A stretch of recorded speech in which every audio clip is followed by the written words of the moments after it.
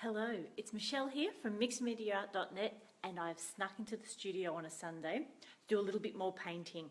I haven't got a lot of time this week as I'm heading over to the US to Craft and Hobby Association's Creativation, and I'm so excited. I'm looking forward to seeing those of you that will be there in Phoenix. So I've popped into the studio and I wanted to get my paintings to a point where I got them finished. So I wanted to share some of that grunging up process with you. So for those of you that have been following along, here's where our painting is now. So I'd put down a few squares of ephemera, covered that with some gesso, then we put in these blocks of colour using the Delusions paints and using quite a red palette, as well as a couple of highlights of the blue and green. So what I wanted to do then was grunge it up a little, just add a little bit of visual interest rather than having just these solid blocks of colour. So to do that, I find it really challenging because when you're doing this sort of stenciling, you need to be really careful and really light, or you end up with quite a muddy outcome.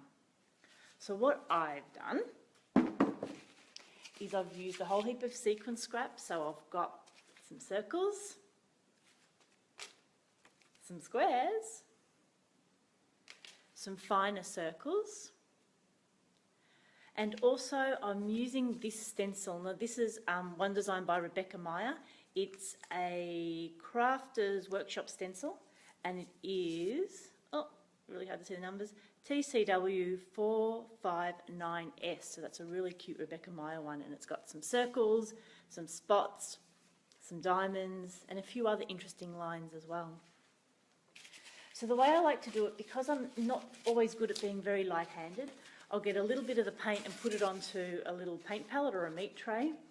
And then I'm using the Dina Wakley brushes that are just slightly damp, but they need to be really dry. So you really need to start off with clean, dry brushes.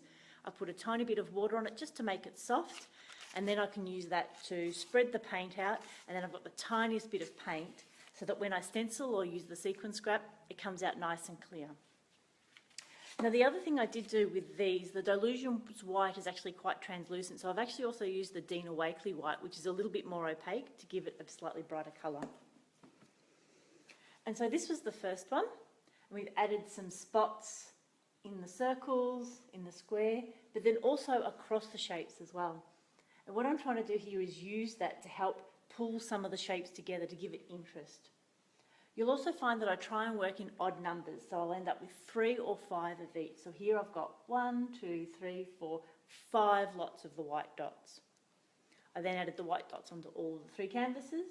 I then came back and added some orange squares, some burgundy circles in 3 places, and then finally a little bit of a feature. So again, using that stencil to add some circles, a few little lines,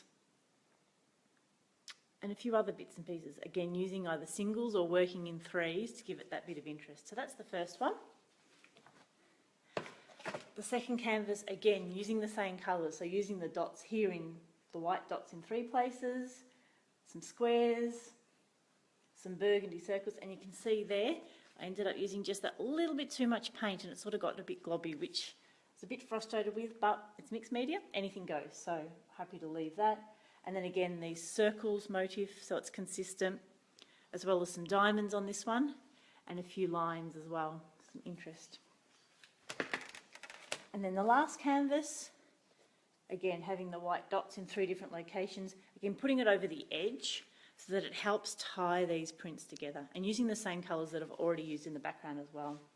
Here I extended the squares across a couple, again, trying to tie that together and making sure I had it in an odd number of places.